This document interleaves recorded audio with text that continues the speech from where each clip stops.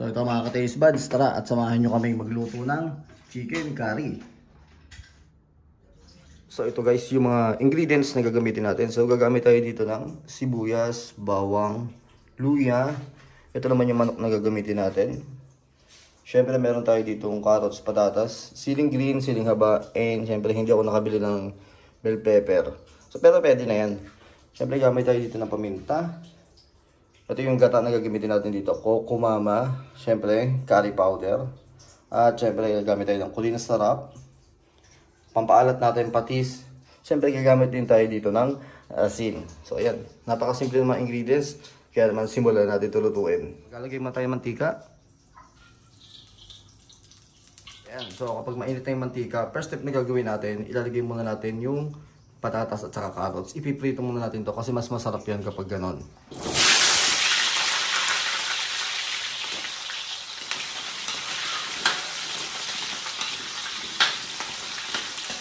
Hayaan muna natin ito na maprito. Ayan, kapag ganyan na ang itsura ng patatas at saka carrots, pwede na natin yung hanguin. So ayan, lalagay ulit natin ito sa lalagyan. Ayan, hindi pa naman masyadong luto yan, pero mamaya mas lalo pa itong maluluto. Ayan, ganito yung magiging itsura niya. So ngayon naman, sisimulan natin maggisa. Unahin natin ilagay itong ating luya.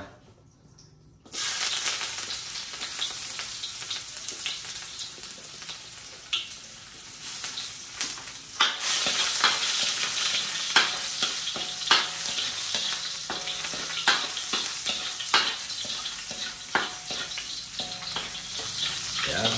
Mabilis lang naman yan. Then lalagyan na natin yung ating sibuyas bawang.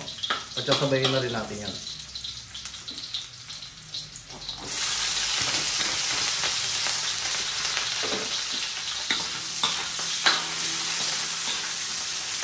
Kaya hayaan muna natin ito na mag-isa. So ito, kapag ganito na yung itsura niya, nag-translucent na yung ating sibuyas, pwede natin ilagay yung manok.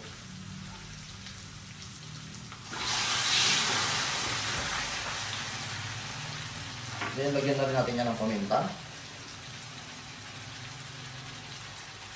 Tamang dami ng paminta, depende sa inyo.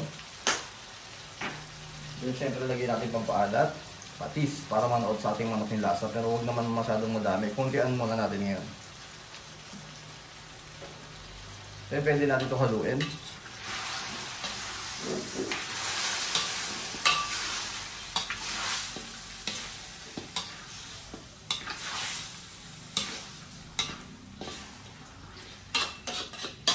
Hayaan muna natin ito na ganyan.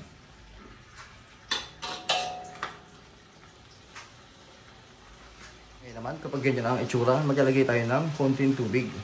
Huwag naman yung masyadong madami. Then pakukuluan natin to.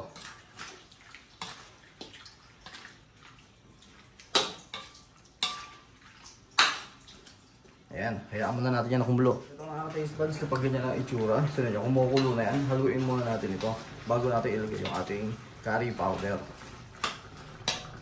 O curry powder. So, lagyan na natin to.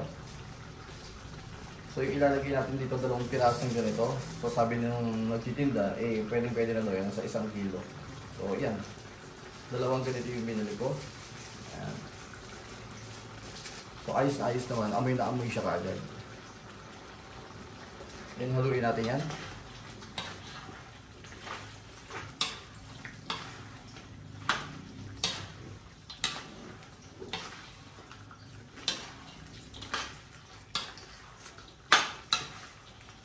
Yan, kapag maglalagay kayo ng curry powder, huwag naman yung masyadong matapang. Yung ibang kasi pinaglalagay niyan, grabe, napakadami talaga. Pero syempre, depende sa inyo yan.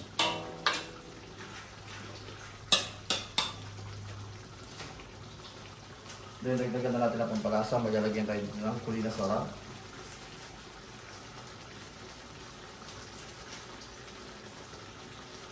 Haluin ulit.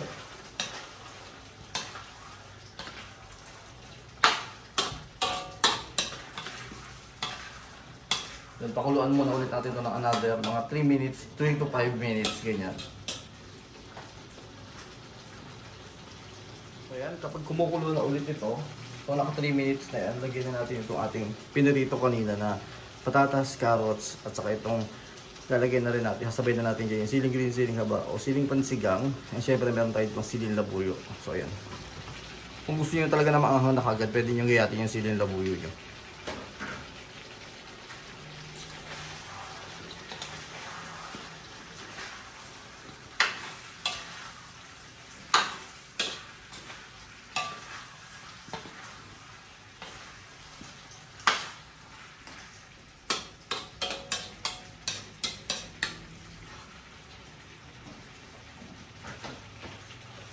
Ayan, pakuloan natin ito ng mga 2 minuto.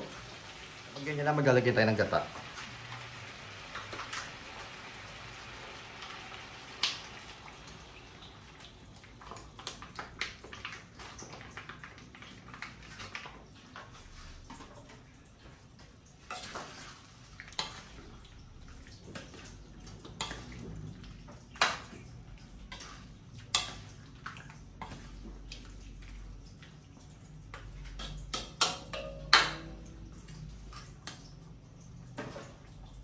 Ayan, at hayaan natin ito na kumulo hanggang sa maluto. At syempre mag-add nga pala tayo ng konting asin.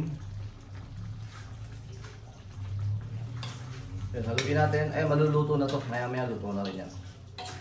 Pakukuluan na rin natin to. At medyo ito patutuyuan natin ng bahagya. At syempre luto na kaagad yan. So ito mga taste buds, luto na. Napakasimple at napakasarap na chicken curry. So kahit hindi tayo nakapaglagay ng bell pepper, okay na okay pa din. Tingnan yung tsura. Diba? So ayan o, napakamura. Halagang 170 pesos na manok. Nakapagluto tayo ng ganitong karami. So nakatipid tayo dito dahil wala pang 500 pesos. Nakapagluto na tayo ng ganito. Diba? Kaya syempre kung nagustuhan yung niluto namin ito, huwag sana kalimutan mag-like, share, and subscribe sa aming channel para sa mas marami pang mga lutuin dahil araw-araw na kami nagluluto ngayon. So ayan, kaya naman mga taste buds, subscribe na.